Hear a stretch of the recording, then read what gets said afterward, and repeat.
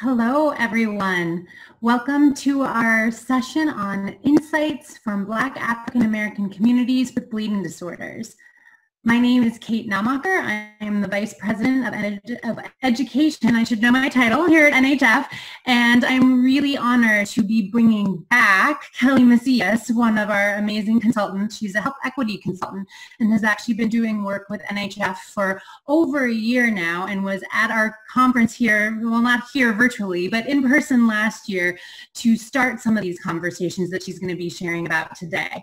So before we dive in, and I actually introduce you to Kelly, I want to go over a couple of logistical items for our session.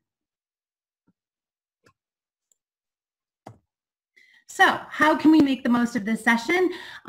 This is our last day of the conference for those of you who are here live. So you're very used to this by now, but just as reminders, we have our chat box on the right-hand side. So please do go ahead, introduce yourself, say hello. People have already been doing that in the chat, but that's really where you can go ahead and write questions, and we'll make sure to try and get them in at the end during our Q&A section.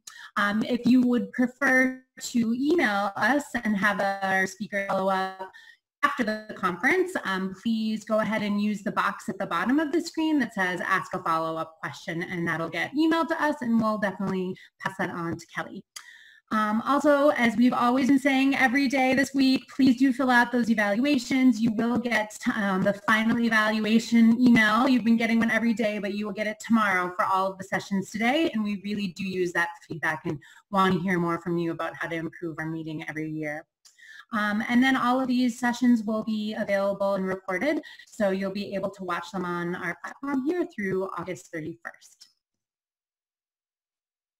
So with that, I'm going to go ahead and turn it over to Kelly. Great. Thank you so much, Kate. It's a pleasure to be here with you all.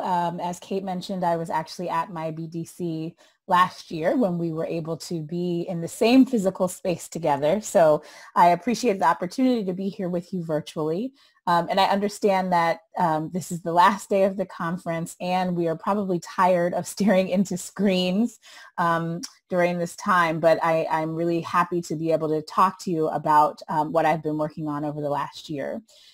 So just to sort of set some context for this work, I have had the privilege of working with NHF and with funding from the CDC, the Center for Disease Control, to be able to find out more about the needs of Black and African American communities with bleeding disorders. And I'll talk more about that in just a moment. But first, I wanted to talk about the why. So why specifically Black or African American communities? Some of you may be wondering that question. It's a good question. So let me say a few things about that. We know that even though certain bleeding disorders or diseases impact the population without regard to race, they still have a disproportionate impact on Black African American communities. So for example, if we think about the situation we're in right now and the reason that this conference is virtual, right, COVID-19, we've seen cases of COVID-19 across the board, right? COVID-19 doesn't strike Black people, it's targeting everyone, right? We know that. And yet we still know that the numbers show us that African Americans, people of color, Latinos, other communities of color are actually dying at higher rates, right? So health disparities tend to, still have a detrimental impact on Black and African American communities, and we want to know more about their experiences. The second thing I wanted to say about that is that we can't have this conversation without acknowledging the current context that we are in, right? So we've got this pandemic that's happening, that's keeping people at home, but we've also seen these nationwide protests and actually global protests around systemic racism, around the Black Lives Matter movement, around ending, police violence. And so this is another example for us to really say, hey, we know that race is an issue in this country and we need to be sort of digging in and understanding the experiences of African Americans and Black communities. And then the last thing I want to say about that is something called the curb cut effect, which you may or may not have heard before. So if you think about streets, right, and you think about the curbs the little ramps that are on curbs, right? Those actually were designed to help people who are in wheelchairs, right? To be able to manage making their way on the street. So that was designed for a specific population. And yet what happened from that is now people who are pushing babies and young children in strollers get access to it. Children and people who are riding bikes have access to it. People who are walking with luggage with wheels have access to it. Delivery persons have access to it when they're, delivering packages. And so this thing that was designed specifically for a vulnerable group, people in wheelchairs, actually had this impact that improved a situation for everyone. So if we think about it that way, the more that we know about vulnerable groups and communities and ways to help them, it actually has a beneficial impact on everyone. So that's part of the reason why looking at a Black and African American community specifically is important in this work. Next slide, please. Thank you. So let me tell you a little bit about what this project was and what I did. In conjunction with NHF and the CDC, I conducted 3 in-person discussion groups with African Americans and Black people who are members of the bleeding disorder community. And we were specifically looking at joint health, but also wanted to find out more about their experiences and how they could be better supported. So I did that in a couple of different ways. You may have met me or seen me at the Inhibitor Summits. I was at the Seattle and Boston Inhibitor Summits in 2019, and then last year at the BDC. So the number of people that I spoke with were 51, and I have an asterisk there because we asked people at the end of those sort of listening sessions to fill out a form. So we got 51 forms back. It doesn't mean that everyone completed a form, but we're going to say for this case that there were 51 participants. And then I also conducted 8 in-person and phone interviews with providers who are working with Black and African Americans who are impacted by bleeding disorders. So that included social workers, doctors, and nurses. Next slide, please. So in terms of framing this project and things to think about as we began this work, there were a couple of considerations that I wanted to share with you. The first was that understanding that this community is diverse, right? We don't even have agreement on a name. Some people like to be referred to as Black, some people like to be referred to as African American. So we wanted to acknowledge that there isn't one sort of community, that there's lots of different ways of being and identifying within this group.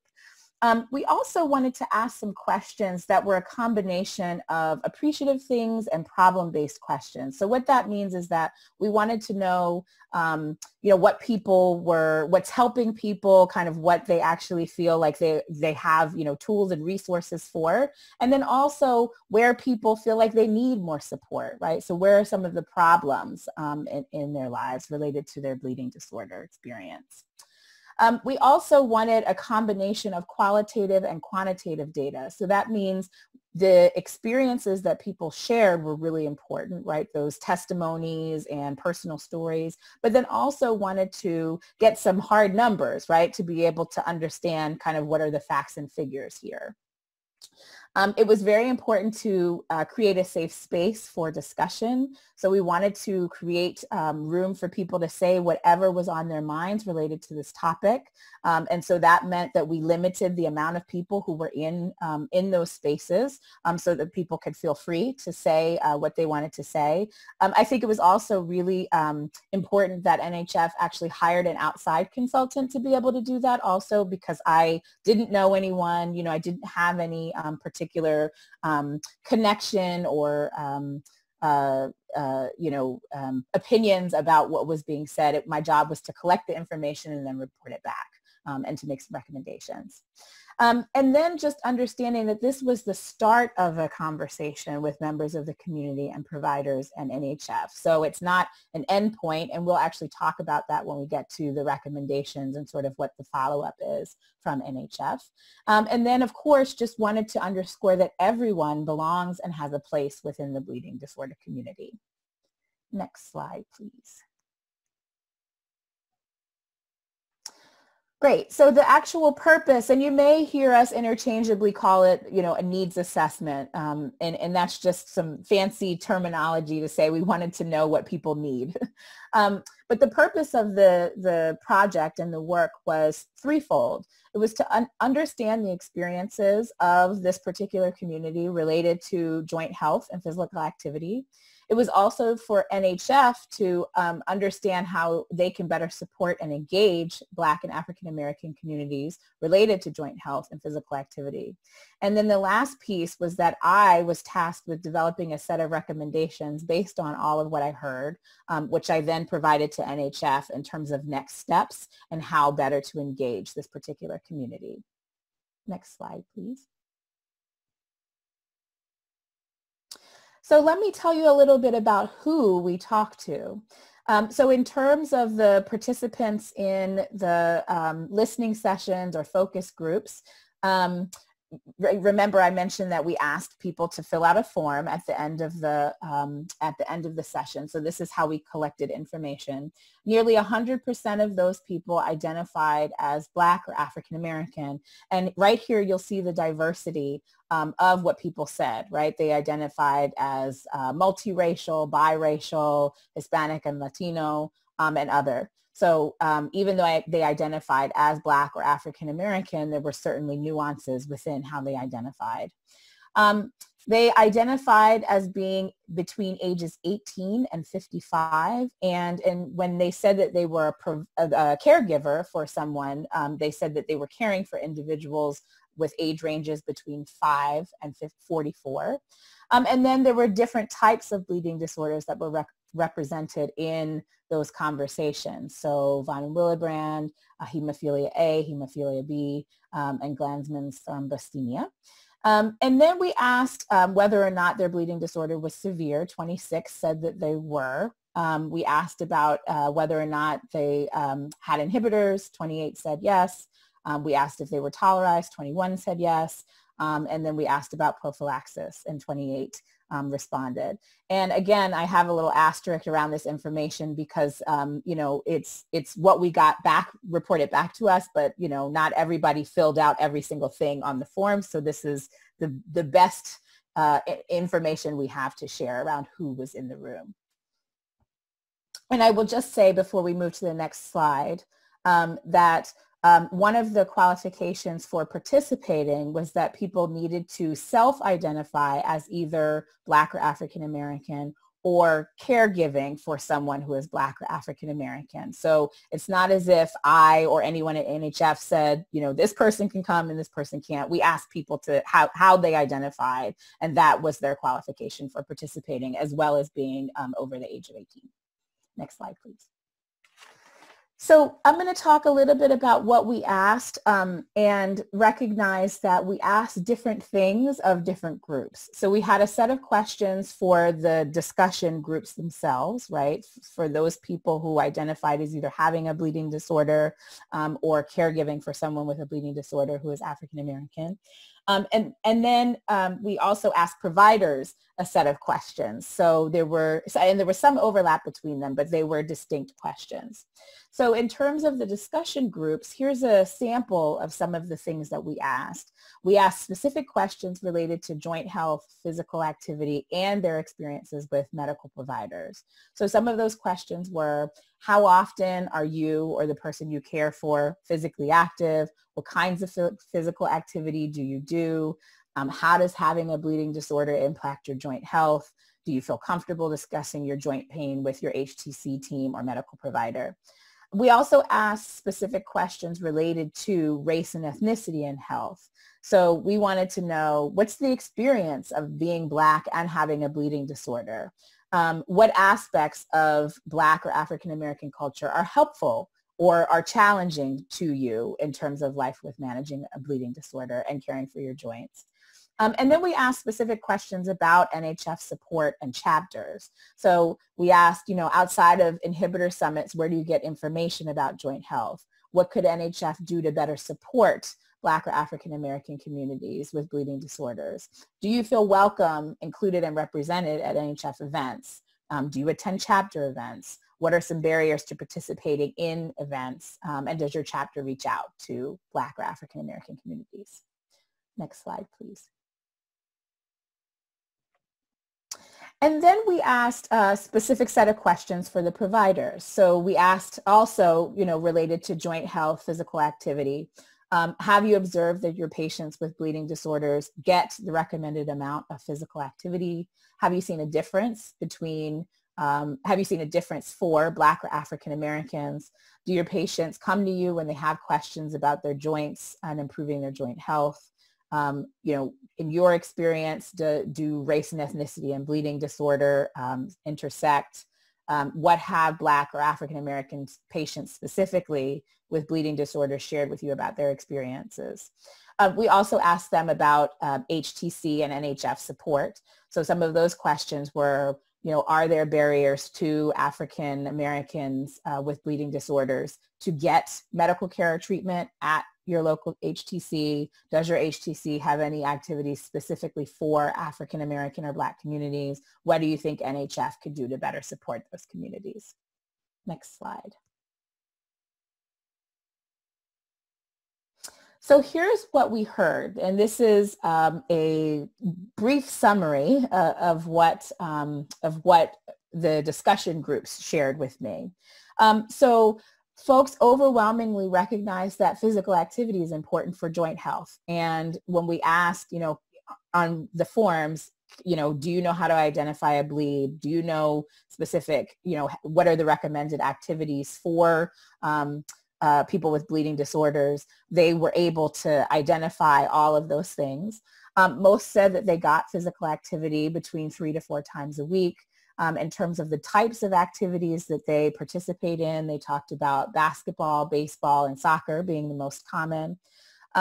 They also talked about knowing that swimming is often recommended, but they also said that there are barriers to accessing swimming. Some talked about just plain access, right? That, if you don't live near water, that, swimming can be difficult, and that they may not have access to a pool in their community or close by.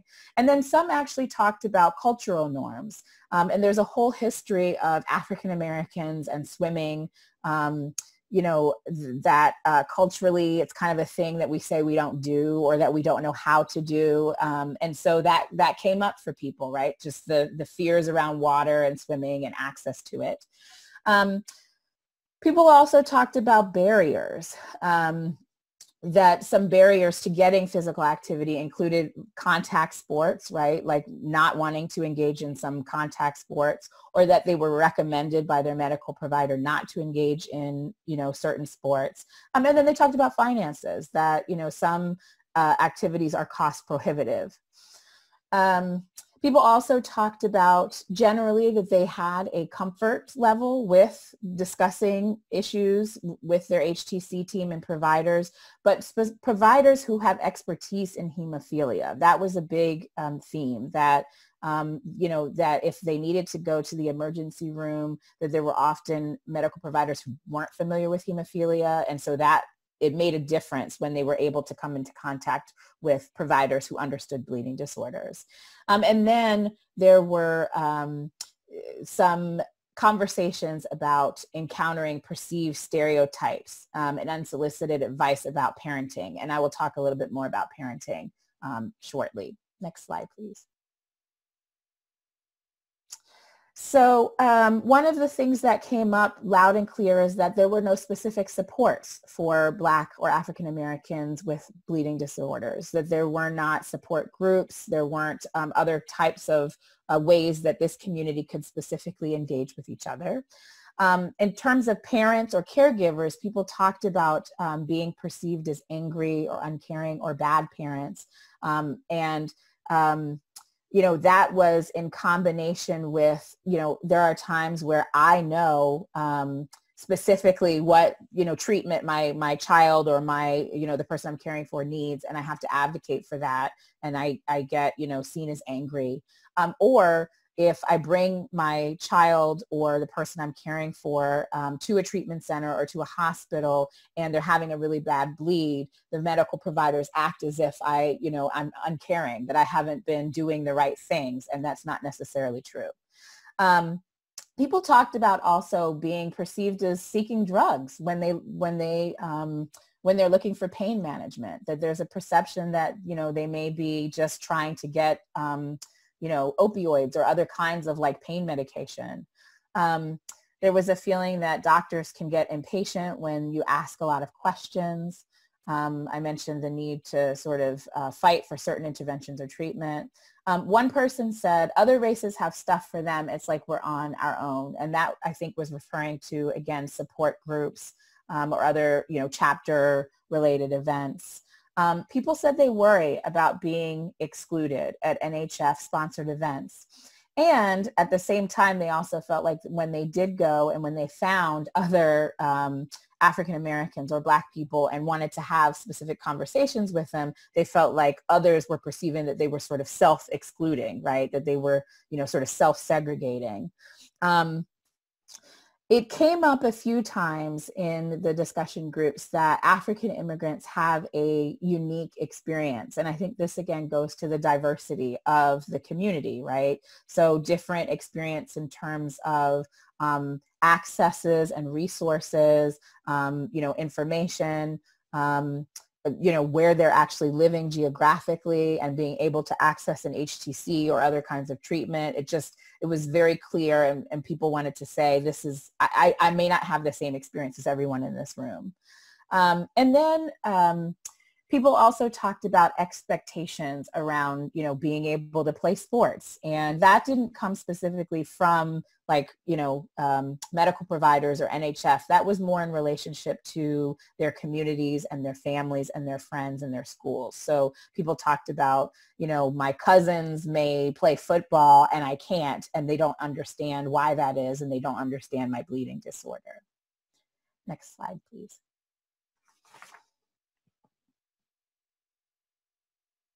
So a few more things that discussion groups talked about that are important and interesting for this conversation.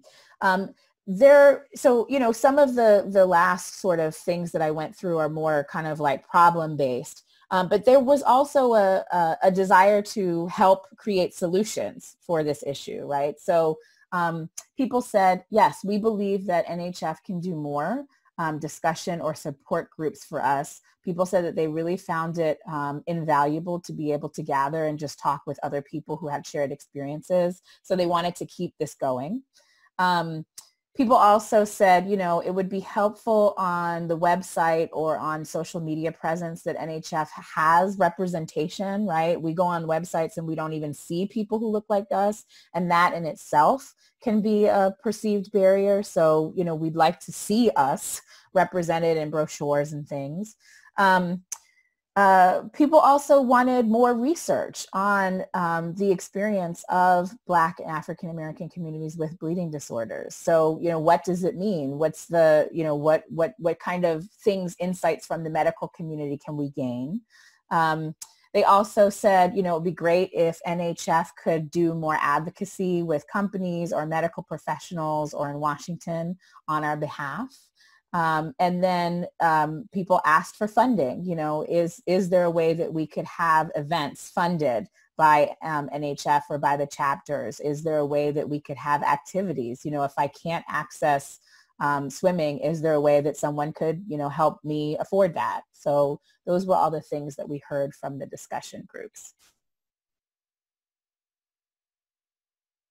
Next slide. Thank you. So in terms of providers, we heard similar themes from providers, although there was a little bit of a different nuance or context to what the providers shared, but certainly underscored the other things that we heard from the discussion groups. Providers talked about the distinction between urban and suburban patients, that suburban communities often have greater access to resources for sports or physical activities, right? So, in urban communities, a pool may not be easily accessible, whereas in a suburban community, it may be. Providers also talked about the fact that violence, geography, income level, and family composition are determining factors. In one conversation I had with a provider, the provider talked about the patient not receiving enough physical activity, but also said that was because the patient lived in an area where there was a lot of violence. And so the caregiver of that particular patient didn't want their child to be outside, right? And it wasn't that they didn't see the value of exercise or understand that exercise was important, but they were really concerned about physical safety. So, you know, the intersection of kind of where people live and what their neighborhoods are like, you know, and who is in their home can make a difference. Providers also said that soccer, basketball, baseball, and swimming are the most common activities that they see among their African American Black patients. And providers too felt that patients had were comfortable with sharing their concerns, although they said that some tend to be more reserved or wait until appointments to share issues. And a quote from a provider was, "They don't call unless it's really bad." And then lastly, providers noted that caregivers are often, you know, so stressed out with all the things that they have, you know, to manage, that they're not taking care of themselves either. So self-care just isn't very common among caregivers or among patients. Next slide, please. The other things that we heard from providers are very similar to what we heard in the discussion groups, that patients feel like, you know, they have to advocate more assertively than other races. They feel like they're mistreated more often. And I just want to double click there a little bit and say that, you know, this is also based in a real history of the way that Black people and African Americans have experienced medical communities in general, right? There's a history of medical experimentation on Black people. You know, there's a history of just mistrust of systems and you know, formal structures in general. And so very often, I mean, I know even in my family, you know, you don't go to the doctor unless it's like really, really, really bad, right? So I think that this idea of, you know, feel like they're being mistreated more often comes from a very specific experience that Black and African Americans have had in the history of the United States. Providers also talked about patients having a harder time accessing resources.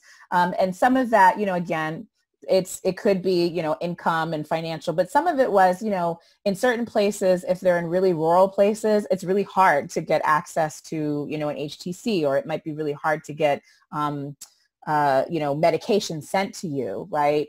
Or if people are in various situations of instability, that they might move often. And so we don't, you know, we're not able to get them the medication or pain management or treatment that they may need.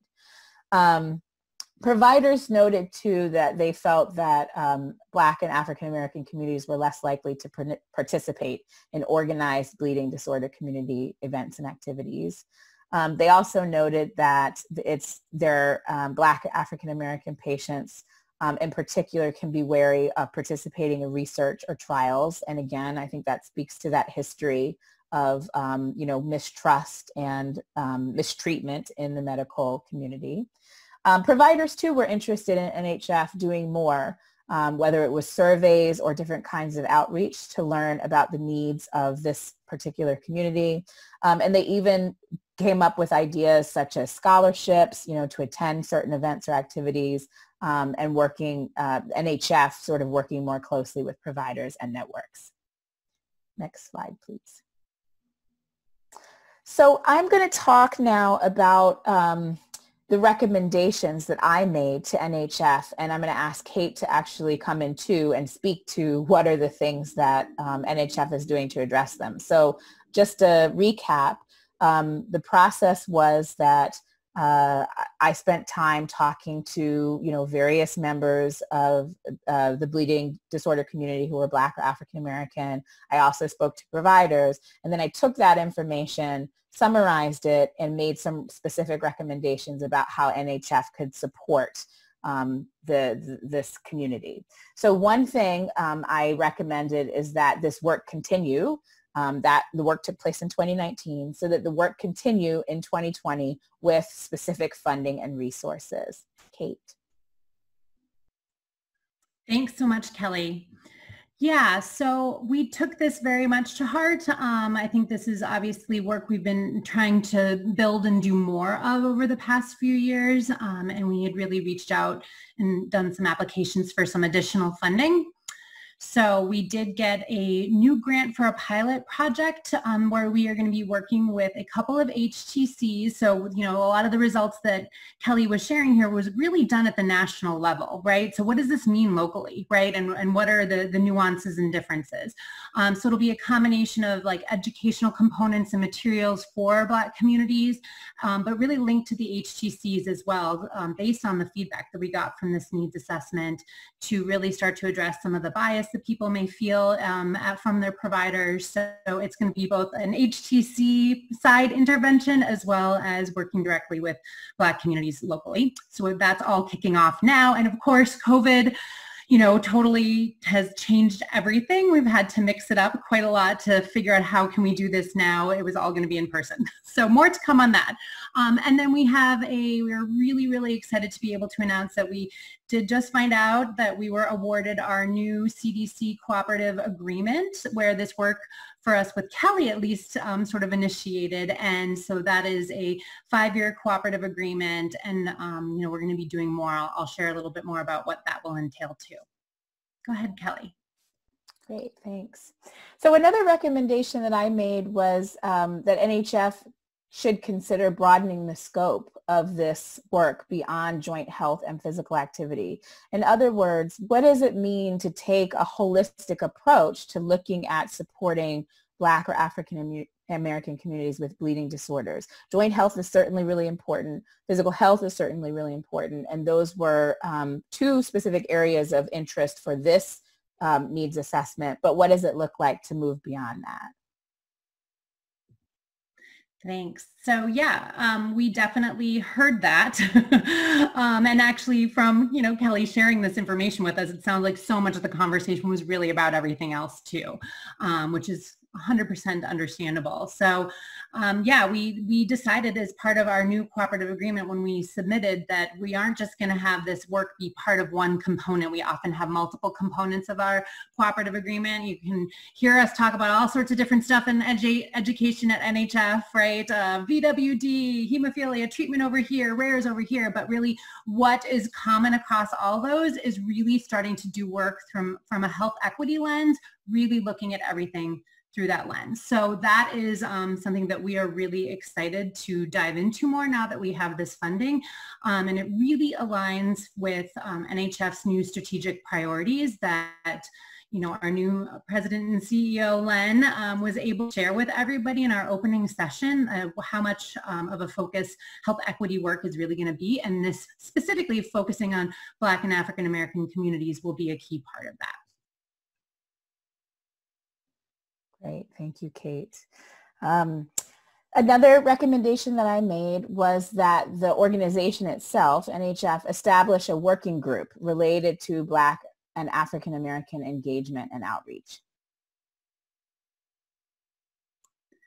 Yeah, so this is a piece that is a little bit in progress for us. I'm going to be sharing in a little bit about a new platform we are going to be sharing with the Black African American community called Health Unlocked to start to make some of the connections. And so a piece of that is that we are going to form an advisory group that will help guide this work, right? That it's not just NHF sitting in an office in New York, although we have staff all over, sort of making these decisions, that it's really about, you know, hearing from the community and what is going to be relevant and needed.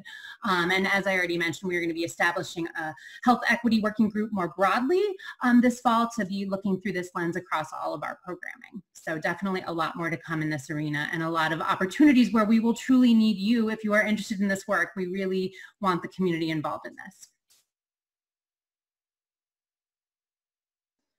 Great, thank you. Another recommendation was to standardize discussion or affinity groups as part of NHF sponsored meetings. So I just want to underscore that again, what overwhelmingly resonated in these discussion groups was people's appreciation for having a designated space to be able to get together, share information, talk about experiences, get to know one another, encourage each other to come to events. They talked about that being really valuable. And indeed, people started doing some informal networking, exchanging, contact information, other kinds of things to be able to keep in touch. So people really wanted an opportunity to have this kind of, discussion group or space with one another at NHF events.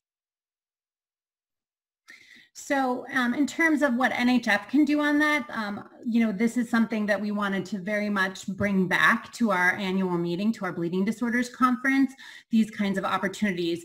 Unfortunately, COVID happened, and here we are all virtually together instead of face-to-face together. So for this current year, we weren't able to do some of that in the way that we'd actually spoken about it because we're in this virtual environment.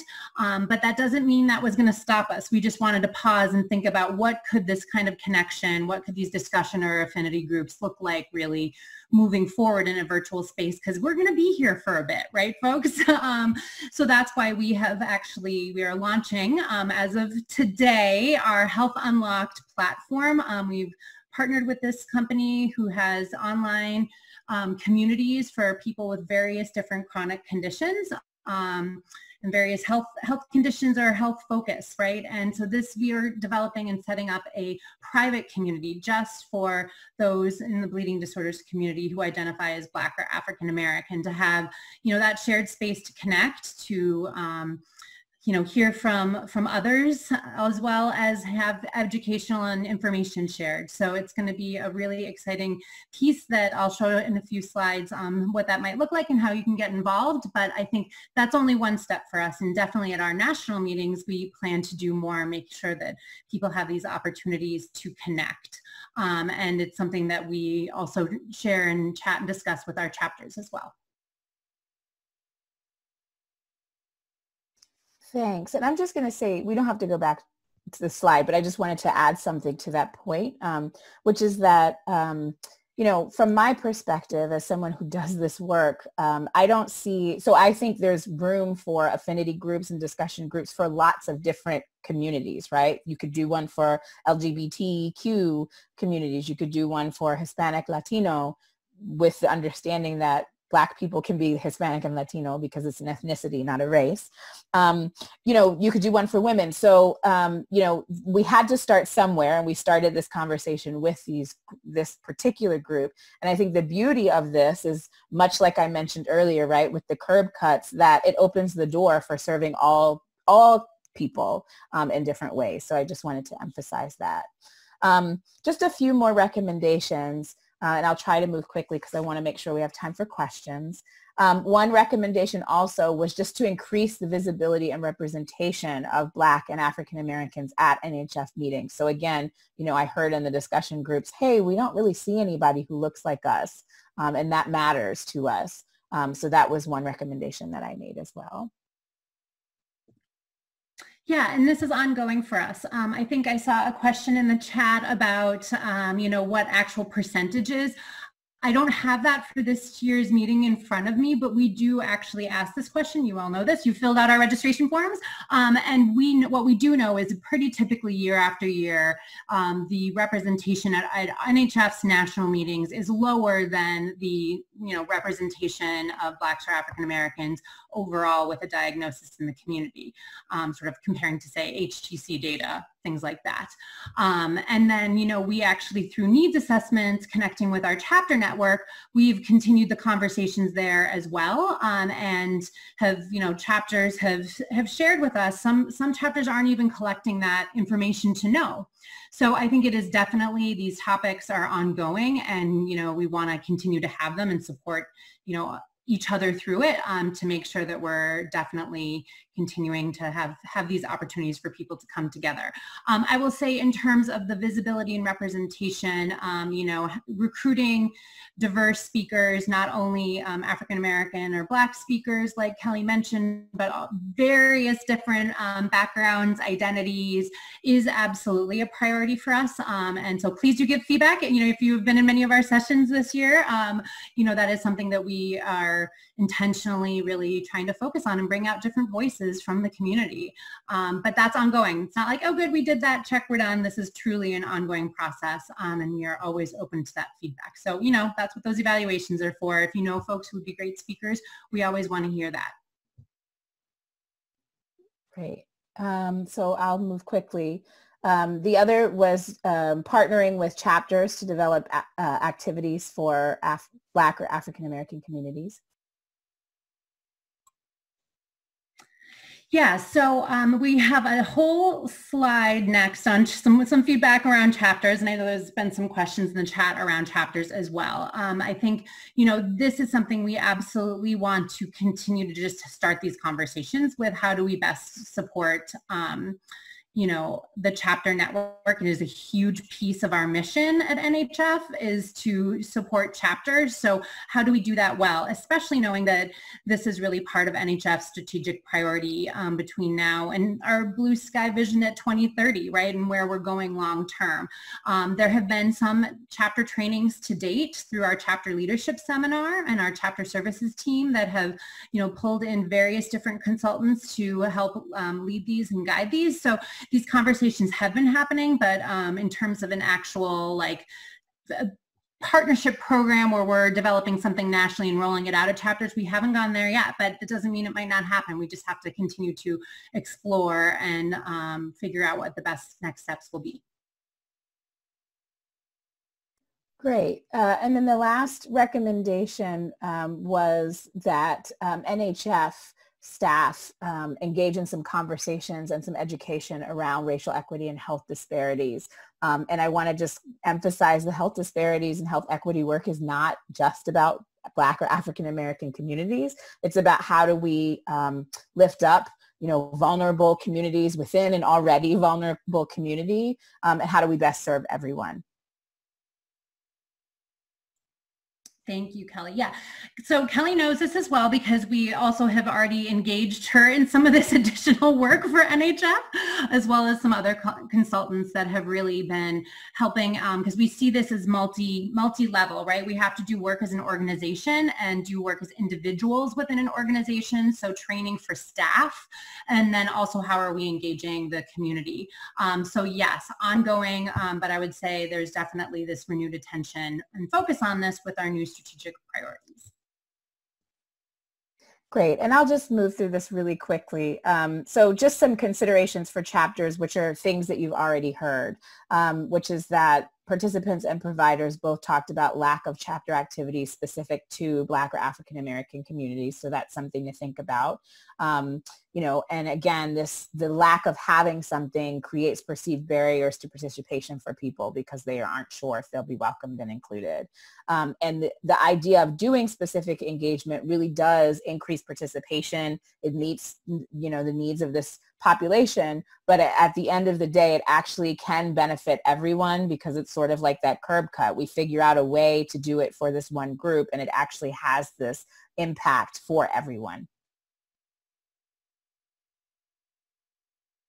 Thank you, Kelly. So I know we're almost out of time, so I just want to quickly go over this online community, the platform that I mentioned earlier. This is our Health Unlocked page it's our bleeding disorders in Black communities. Again, really touching on that there are multiple identities that go into this community, right? It's not one thing.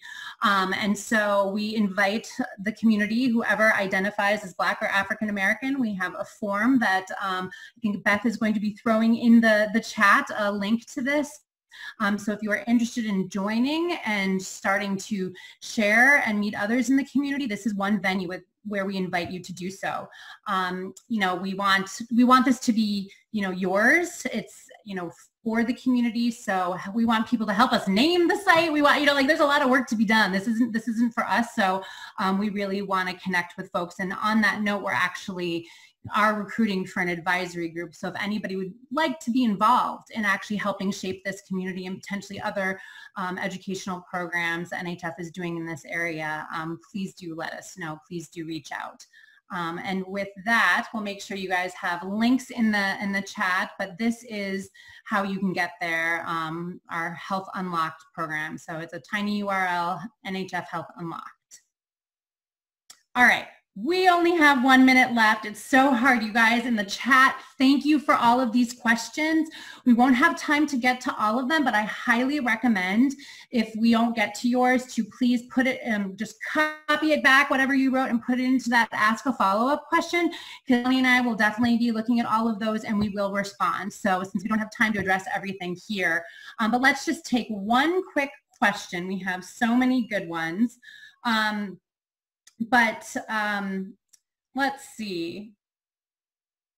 Are there any studies or research currently going on how to improve healthcare for Black African Americans that you are particularly interested in? So Kelly, I'm not sure, of all of your health equity work, that if you focused on other health conditions in the past, or has it been more broad, and if there's any particular things that have stood out to you within that? I don't have a good answer for that right now, but I can say I'm actually really interested in what's happening right now with COVID. Because, again, the data is showing us that Black African Americans are disproportionately impacted, as are Native Americans, as are Latino communities. And so I don't know, there's not a lot, research studies take time, but there is a lot of focus and attention on that right now, and in terms of what do people need. And again, this looking at things holistically, because we know that it's not just the physical condition, it's impacting jobs, it's impacting schooling, it's impacting all kinds of things. So that's what I'm kind of specifically focused on right now. And there's not kind of any kind of data I can point to, but that's what I'm looking at in the moment. Thank you. And I think you're not alone in that. I know that there's a lot more interest in understanding that, and a lot of questions on, what does that look like actually in the bleeding disorders community specific to the impact of COVID? So absolutely. I just want to thank you again. This has been an incredible session. Again, please, I know we didn't get to so many of the questions. Please do write them in the Ask a Follow-Up. We absolutely will respond. We're only starting this conversation. I don't even want to say we're starting it, but we are reinvigorating an ongoing conversation, and it does not end here. I'm so glad people are asking, what might feel like a little bit tough and hard questions. That's what we have to do together as a community. So please do continue, and we really thank Kelly for being on with us. For everyone else, please do fill out that evaluation. You'll get that link tomorrow, and we will absolutely use that feedback for sessions like this and others. I think somebody had asked about, do we have, Latinx programming, LGBTQI, other sort of ethnic or identity, even religious identity, and take a peek back at our program for this year. It is something that we have really tried to bring in different voices and different perspectives. So we have a lot of sessions. It's not because of this virtual environment. It's not necessarily like connecting and finding each other sort of a situation. It's a little more discussions and panels, but this is more to come, absolutely more to come. So thank you all for taking the time, and thank you again, Kelly. We really appreciate it. Be well, everyone.